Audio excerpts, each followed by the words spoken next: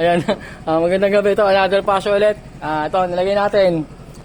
Senlo M1 Plus at saka itong Pia Original ito. Yan. Andyan yung ilaw niya. Medyo magkadikit siya pero ang ganda ng buga. Ang ginawa natin ito, walang switch to eh. Ang switch lang ito lang passing light. Ayun siya. Boom. X1 Plus po nilagay natin dyan. Bali ang low ni sir ito, ginawa ko. Then yung high, dito sa high beam, sinabay ko. Pag naka-low, ang passing light niya. Yun siya kabuo, yun kalakas. Tapos yung low yan. Sa busina, naka-dual din. Pipitikin ko lang sir stock. Medyo inaan lang natin kasi may mga batang nagugulat sa busina natin. Ito yung loud. Yan. Pitik lang.